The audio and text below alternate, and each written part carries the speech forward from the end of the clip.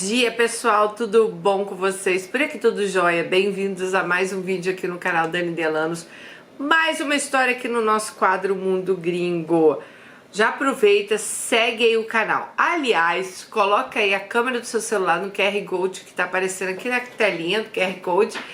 E lá tem todas as minhas redes sociais, tem um e-mail para você mandar a sua história, tem o meu livro, né, sobre ansiedade, como eu fiz para dar a volta por cima na minha vida, porque, gente, não saía nem de casa, tive várias fobias, tudo. Então eu contei para vocês tudo como aconteceu. E tem um e-mail para você também participar, que ser uma Alice minha ou Romeu. Então vem aqui participar, contar a sua história também. Gente, tá muito calor aqui nos Estados Unidos. Eu não ligo o ar-condicionado pra gravar pra vocês, porque senão fica um barulho enjoado de fundo, eu sei. Então valorizem, tá? Valorizem, porque eu devo estar gravando assim uns 35 graus. Tá muito quente. Então eu vou ficar assim muito blá blá blá mesmo. Nós vamos direto à história. Dani, tudo bom com você? Espero que sim. Te inscrevo para contar a minha história, que por sinal é longa. Vou por partes para facilitar a sua compreensão. Meu nome é Alice. E ela tá mandando uma história dela pra gente, né? Bom, a primeira parte que ela falou é sobre o nascimento dela. Minha mãe vem de uma família onde meu avô era rígido e cruel e narcisista. Ele agredia minha avó por tudo e qualquer coisa, humilhava e muitas das vezes também levava esse comportamento para os filhos, que no caso era meu tio, que é mais velho, e minha mãe. E futuramente viria a ter meu outro tio, que foi adotado pelo meu avô. Bom, minha mãe cresceu num ambiente de violência, onde ela via minha avó sofrer maus tratos caladas e vivia sob a sombra do medo. Certa vez, meu avô foi bater no meu tio e minha avó foi defender o filho, entrou na frente. E ela teve todos os dentes quebrados, num soco só. Sabe, Dani, pra mim minha avó é meu bem mais precioso, pois mesmo no meio de tantas desventuras e sofrimentos, ela nunca se deixou levar e sempre foi uma pessoa esforçada, dedicada e de bom coração. Mas vamos lá seguir nossa história. Minha mãe começou a trabalhar aos 12 anos de idade. Era 1987. Ela trabalhava em casas de família. Quando ela completou 17 anos, ela estava trabalhando numa fazenda capinando café. Foi lá que ela conheceu aquele que viria a ser meu pai. Ele era encarregado da fazenda e mentia, falava que tinha outras profissões. Meu avô se interessou e se deslumbrou, né? Meu avô logo se interessou e se deslumbrou que minha mãe ia casar com um cara assim, importante, né? E logo aceitou o namoro deles. Namoro que começou normal, mas pouco tempo depois vieram as agressões. Ele batia na minha mãe e ela não sei por que aceitava. Em seguida, minha mãe engravidou de mim. Por medo, ela escondeu até os 7 meses. Ela dizia que estava com uma infecção no umbigo. Vê se pode, Dani. 9 meses depois, nasceu eu, a infecção. Não dando mais para esconder, ela contou a verdade para o meu avô, que ficou furioso, e disse que ela não poderia ficar nem de resguardo, pois a partir daquele dia, ela teria que me manter. E algo importante. Quando minha mãe estava com 7 meses, eis que apareceu a mulher do meu pai. Isso mesmo, a mulher dele, porque na verdade o bonito já era casado. Ele já tinha filhos grandes e, para surpresa da minha mãe, a mulher dele também estava grávida de 6 meses.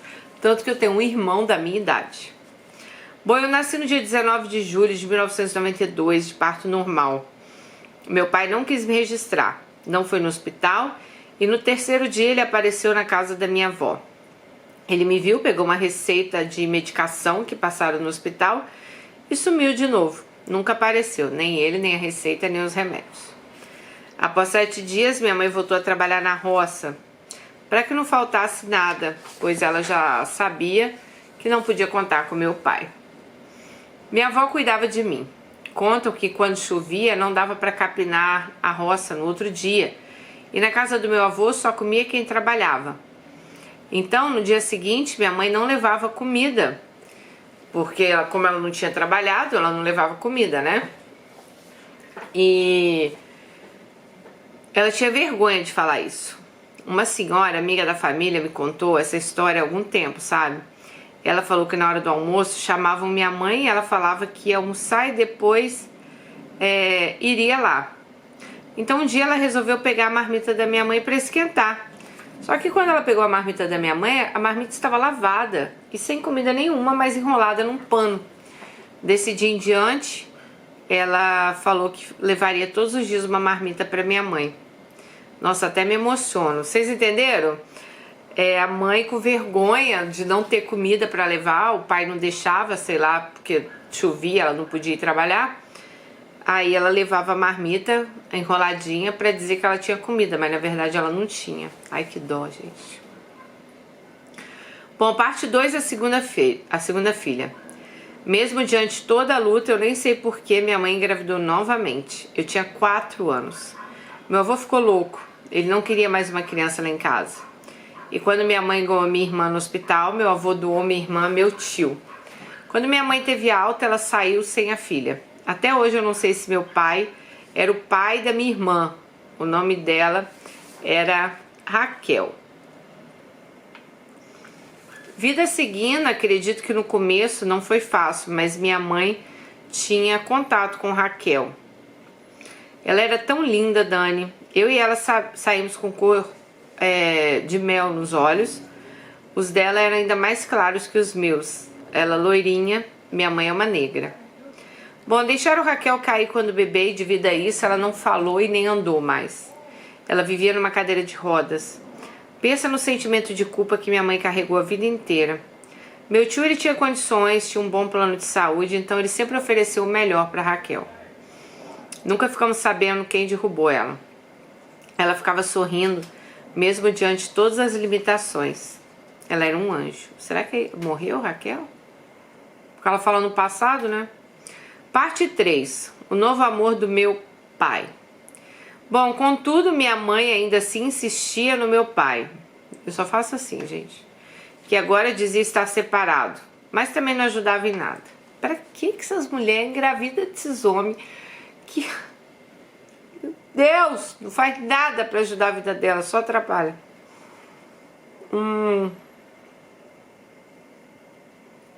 Bom, certo dia a minha mãe foi com meu pai na casa de uma prima, pois estava com vontade de comer chuchu e essa prima fazia do jeito que ela gostava.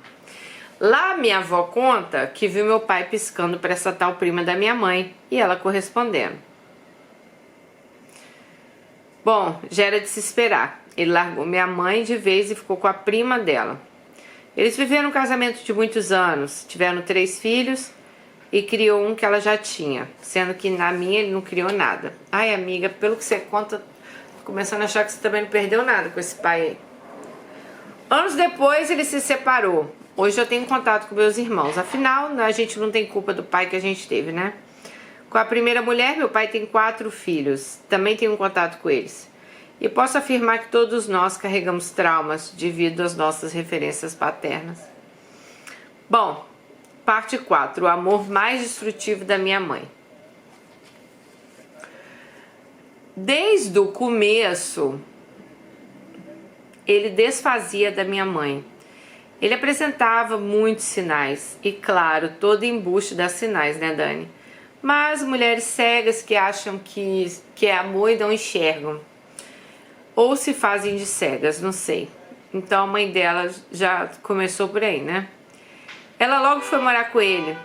Mas vamos lá, volta ao foco. Então a minha mãe foi morar com ele e eu fiquei com meus avós. Minha mãe se mudou para uma roça bem longe. Naquela época meu avô já me aceitava bem e não deixava que me levasse. Ele já estava meio doente, ele não batia mais na minha avó, mas era bem estúpido com ela às vezes. Minha avó sempre me teve como uma princesa dela, e ainda hoje é assim. Ela me ama muito. Ela fala que eu sou a cordinha do coração dela. Temos uma conexão muito forte. E sempre que ficamos perto, eu me emociono só de olhar para ela. Ela foi a minha primeira e única referência de amor, pois minha mãe, apesar de me manter, nunca demonstrou afeto.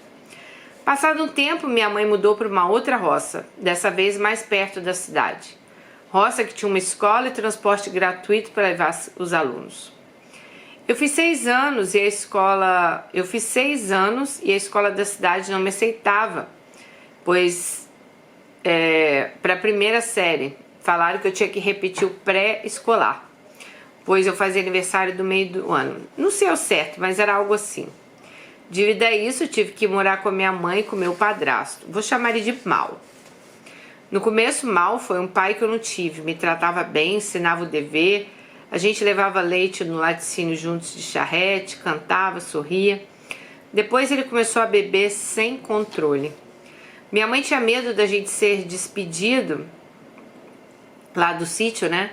E não ter onde morar. Então, quando ele bebia muito, minha mãe acabava indo cortar cana, moía o capim, tratava as vacas e fazia todo o serviço dele. Os patrões eram 2 idosos muito generosos. Lembro que eu só ganhava roupa no Natal. Eles tinham uma loja e me davam uma troca no Natal e meu padrasto comprava outra troca e essa era a minha roupa pro ano inteiro. Dani, aquilo me deixava tão feliz, você não tem noção, ter uma roupa com cheiro de novo era mágico pra mim.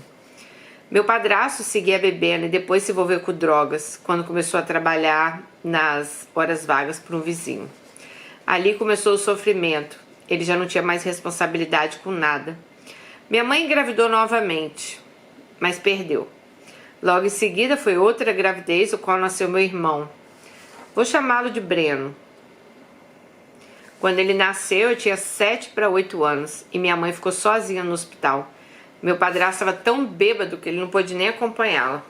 Foi um parto sofrido, pois ele foi tirado por fórceps. Foi colocado um ferro para puxar o bebê e a enfermeira subiu na barriga da minha mãe. Bom, depois do nascimento de Breno, meu padrasto não mudou, só piorou até que foi demitido. Parte 5, a mudança. Ficamos loucos à procura de um lugar novo até que apareceu um perto da onde morávamos. A casa era boa, pois a antiga era de chão grosso. Mas, gente, ali a gente vivia um inferno. Não podíamos receber visita, meu irmão não podia chorar, nem brincar no terreiro, pois isso incomodava o patrão. Éramos muito humilhados e minha mãe muitas vezes comia chorando sobre o prato. O patrão era um caminhoneiro e a mulher dele era muito mais jovem que ele. Passei então a ser dama de companhia dela quando ele viajava. E ele me pagava R$10 por mês, R$10 por mês, na época. Ele me tratava bem, mas eu sofria na mão dele, que eu acredito que ele era homossexual. Ele se casou com ela só para manter as aparências, dormiam separados e até hoje eu sei que eles dormem separados. Se um dia você quiser, eu mando a história deles. Queremos, mano. Ali ficamos morando até que sermos novamente mandados embora. A história se repetia, minha mãe só chorava e falava que não ter uma casa era triste, pois a gente vivia à mercê dos outros. Alugamos então uma casa na roça que era muito grande, de laje, piso e sem amolação nenhuma. Mas ali meu padrasto se entregou de vez ao vício e começou o meu sofrimento. Parte 6, a casa bizarra. Bom, a casa tinha uma energia estranha, pesada. Meu padrasto bebia, usava drogas, sentava na cozinha, começava a falar com a voz grossa, diferente e baixa, como se fosse um sussurro. Ele quebrava a casa toda, as portas eram todas amassadas. Ele batia na minha mãe, eu tentava ajudar, eu apanhava. Breno, meu irmão, era pequeno, mas eu acho que ele já entendia tudo que se passava ali. Ele defendia minha mãe. No outro dia eles ficavam bem, eu também defendia e eu que era errada, né? Nesse tempo minha mãe trabalhava na cidade quase todos os dias. Eu chegava da escola, arrumava meu almoço de Breno, cuidava dele. Acho que eu tinha 14 e ele 7. Certa vez meu padrasto bebeu o salário dele todo. Quando chegou em casa, o que ele tinha não dava nem para pagar o aluguel. Minha mãe pegou o dinheiro que sobrou dele, juntou com a das faxinas e pagou o aluguel. Mas aí não tinha comida. Ficamos um mês comendo sopa de abóbora. Daí em diante ele viu que se não fizesse as despesas, ela se virava para fazer. Então ele nem se preocupou mais em levar dinheiro para casa. Minha mãe passou a ser provedora da casa. Muitas vezes ele batia na minha mãe e a polícia ia lá e ele corria. Um dia ele riscou a faca no chão, que deu até faísca. Falava que ia matar minha mãe, né? Não ela, a mãe dela. Tive que correr e chamar os vizinhos para tirarem minha mãe de lá. Eu não tinha sossego. Meu único pensamento, até mesmo na escola, era o que estava me esperando quando eu chegasse em casa. Um dia eu estava no quarto, tinha acabado de acordar, e eu vi meu padrasto falando que não gostava de mim e que ele ia cheirar 5 gramas de cocaína para criar coragem para me matar. Dani, eu levantei do jeito que eu estava, sem pentear o cabelo, sem nada, e saí correndo pela estrada. Cheguei na beira da rodovia, passava vários carros e caminhões, e um parou. Eu agoniada, com medo, chorando. No carro tinha um homem na gira, deve ser no volante, né? E nem pensei, só entrei.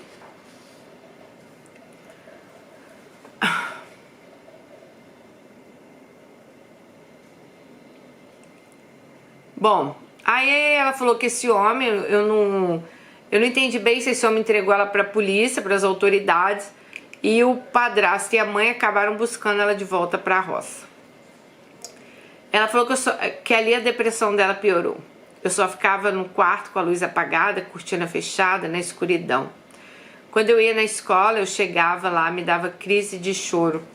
Minha mãe tinha que me buscar. Ela saía do serviço e me buscava.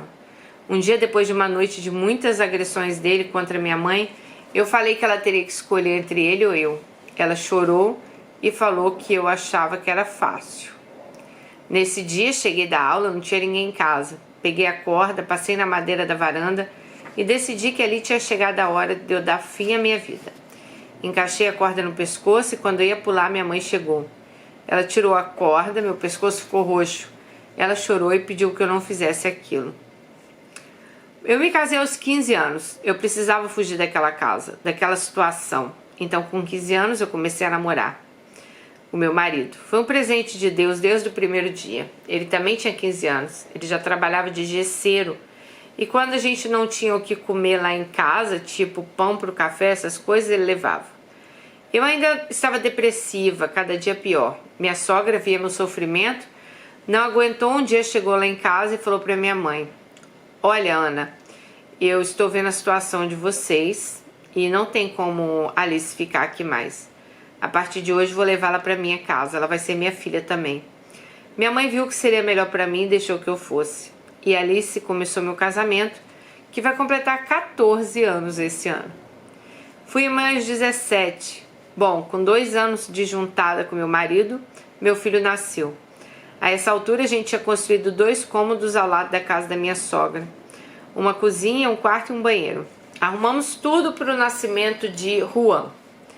E dia 9 de maio de 2009 ele nasceu. No mesmo dia que a minha irmã Raquel estava lá internada no mesmo hospital com uma infecção de sangue. Ah, então a irmã faleceu. Eu lembro que lá no começo eu falei, será que ela faleceu? Minha irmã faleceu dia 17 de maio aos 13 anos de idade. Mais uma vez minha mãe se culpou e sofreu muito. Depois de Raquel ter morrido, meu padrasto continuou um inútil dentro de casa. Minha mãe começou a trabalhar mais e mais para manter a casa. Meu irmão ficava com meu padrasto e adivinhe, meu padrasto ensinou meu irmão a usar drogas. Quando minha mãe percebeu, já era tarde demais. A sogra da minha mãe aposentou e deu um lote para eles, lá na mesma roça. Então minha mãe pediu doações na rádio da cidade e como todos a conheciam por trabalhar em muitas casas e ser uma pessoa esforçada, né? Todos ajudaram. Conhecidos, desconhecidos, ricos, pobres. O material foi chegando como se fosse a mão de Deus sendo estendida sobre aquele lote. Meu padrasto sempre bêbado e quem construiu a casa foi meu marido e minha mãe, desde o começo. Eles fizeram a massa, tudo. Ficou linda. E assim foi indo. A casa ficou linda e o lote era grande. Graças a Deus, a minha mãe saiu do aluguel e teve seu próprio cantinho, apesar de não ter sossego, né? Meu avô já havia falecido há muitos anos e minha mãe, depois do trabalho, muitas vezes ficava na casa da minha avó. Meu irmão ficava na roça com meu pai, Deus me perdoe, mas ele herdou todos os defeitos do pai, pois ele também se acomodou e vive às custas da minha mãe. E hoje mora lá com a mulher e 2 filhos. Ele tem 22 anos, minha mãe trabalha e sustenta todo mundo. Hoje somos muito amigas, apesar que às vezes ela é amarga e narcisista. Mas eu relevo, pois sei que a vida dela não é fácil. Hoje eu tenho casa própria, meu carro, moto, sou habilitada e o meu marido crescemos juntos.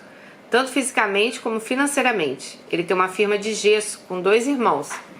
Eu trabalhava, mas engravidei e dei um tempo para cuidar do bebê, que diferente do primeiro, nasceu numa fase mais madura, mais confortável e tranquila.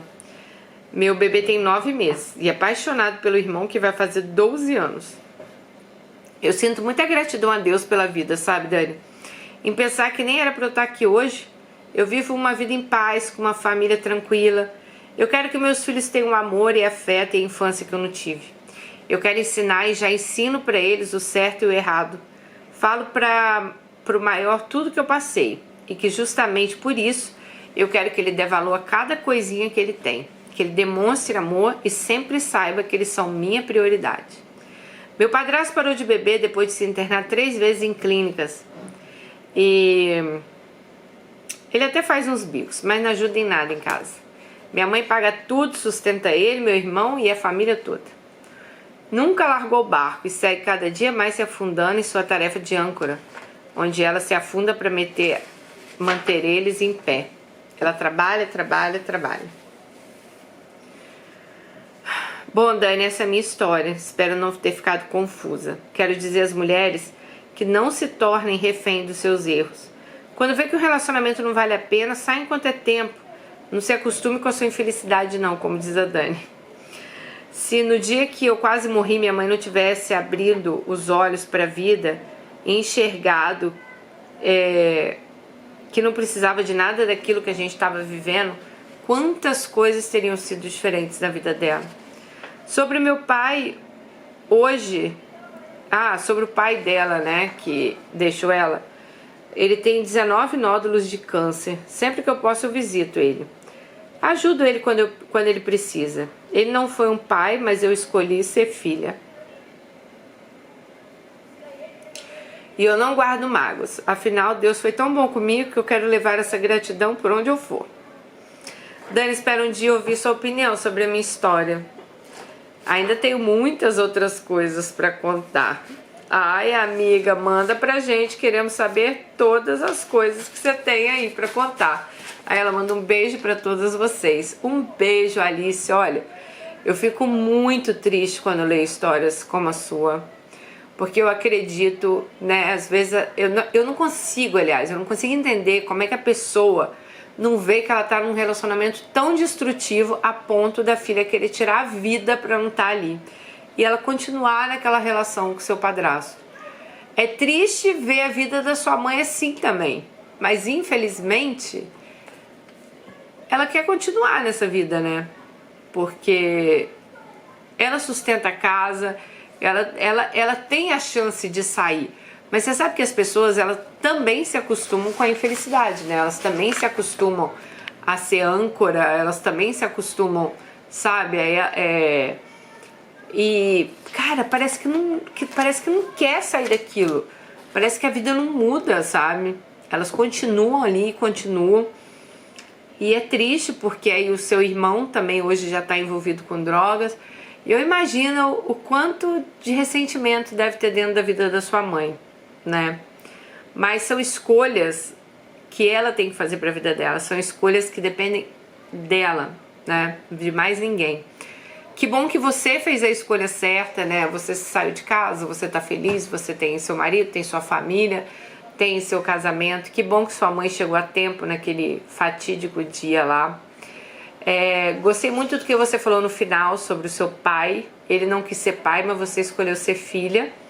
E a gente dá o que a gente tem a oferecer, né? Ele não tinha amor para oferecer, mas você tem. E eu acho que a vida é sobre isso, sabe? Eu não tenho que esperar a pessoa fazer o bem pra mim. Se eu quero fazer o bem, eu faço sem esperar nada em troca. Eu estou fazendo a minha parte. Eu não fico esperando as pessoas fazerem a parte delas, né? Essa semana, quem me acompanha no Instagram, você falou sobre o seu pai. E eu até comentei a história de um rapaz que trabalha comigo na Amazon. Ele é um rapaz muito bonzinho, gente, mas muito bonzinho. Ele é filipino, o nome dele é Chris. E ele trabalha comigo já acho que uns 2 anos, desde que eu era PA, né? Hoje eu sou dispatch e ele continua trabalhando nessa área. Então hoje eu trabalho mais próximo a ele. E ele sempre me ajudou muito, assim. Eu falava, ai, Cris, eu preciso desse caminhão pra agora e tal. Ele muito esforçado, ia lá, fazia. Aí essa semana a gente parou pra conversar um pouco. E eu sempre... Ele tem a idade da Melina, da minha filha. Ele tem 24 anos. E ele sempre me falou que ele é criado pelos avós. Que ele foi criado pelos avós desde 7 anos de idade. E que a mãe tinha falecido. E essa semana a gente conversando... Ele falou que a mãe dele morreu de aneurisma. Eu falei, nossa, minha mãe também. A mãe dele morreu muito nova. Assim, a mãe dele foi mãe aos 40 anos, né? Ela morreu muito nova. E eu falei que minha mãe também tinha morrido muito nova. Até que chegou ao assunto do pai. E como eu sei que ele sempre foi criado pelos avós, eu não sei porquê, na minha cabeça eu achava que ele não tinha pai. Que o pai dele tinha falecido também. E ele falou assim, ah, deixa eu te mostrar a foto do meu pai. Eu falei, ah, mas seu pai faleceu, né? Ele falou assim, não, meu pai mora na Flórida. Eu falei, mas você não tem contato com ele? Porque você falou que sempre morou com seu tio que foi um pai pra você, com seus avós. Ele falou, não, meu pai nunca quis contato comigo. Às vezes que eu tive contato, foi eu que procurei ele. E a última vez que a gente se viu foi em 2012, nós estamos em 2022. Aí ele tava todo feliz, porque no dia dos pais, que foi agora, né, eu tô gravando esse vídeo hoje, 1º de julho, mas dia dos pais aqui nos Estados Unidos foi, eu acho que algumas semanas atrás, é diferente da data do Brasil, e ele falou que ele ligou pro pai dele, e o pai dele atendeu, e que ele ficou muito feliz, e o pai dele, aí ele me contou que o pai dele era casado quando a mãe engravidou, que o pai dele já tinha uma outra família, ele é filho único da mãe dele, mas ele tem 2 irmãos por parte de pai. Mas ele falou, Dani, eu tentei várias vezes contato com ele, mas ele ia lá, atendia, me tratava bem, mas também nunca me procurou. E você falou do seu pai, lembrei isso, porque pode ter certeza que quem perde é quem perdeu isso, né? Eu vi ele é um rapaz tão bom, gente, eu trabalho com ele há muito tempo já, né? E eu pensei, nossa, esse pai tá perdendo um filho maravilhoso, né? Um menino de ouro, sabe? E eu tenho certeza que o seu pai também perdeu uma oportunidade de ouro de estar com você. Só, gente, que nessa vida, eu não sei, como eu falo pra vocês, eu não tenho religião. Mas eu também acredito muito no espiritismo, sabe? E eu acredito que nessa vida, todas as pessoas que elas vêm com a gente, próximas, é uma questão de karma. É uma questão de algo que a gente tem também que consertar, sabe? Aí eu vejo uma situação dessa, igual você com seu pai, o Cris com o pai dele, várias outras pessoas que passaram aqui, e eu penso, nossa, essa pessoa ela veio e não evoluiu nada, né? Não você sim, porque você falou, eu escolhi ser filha, ele não quis ser meu pai. Igual o Cris, ele escolheu seu filho, ele procurou o pai, mas se o pai não quer contato, então assim, você faz sua parte, eu acho que você tá ali, sabe, se elevando espiritualmente, você tá aprendendo algo nessa vida. E o seu pai não. Ele vai ter que voltar ainda em outras vidas, talvez passar as mesmas batalhas para ele se elevar espiritualmente, sabe? Porque, gente, a vida é um aprendizado. A gente vem aqui para evoluir, a gente vem aqui para aprender. Então não adianta você virar as costas, você tem que resolver aquela situação com aquela pessoa, né? E às vezes, vocês mandam as histórias, eu tenho a sensação muitas vezes que as pessoas acham que a vida é um joguinho de boneco, né? Ah, eu vou ali, engravido uma, largo pra lá, vou ali, engravido outra, largo pra lá, e ninguém tá nem aí, sabe? E não é assim. As pessoas têm que ter responsabilidades, né?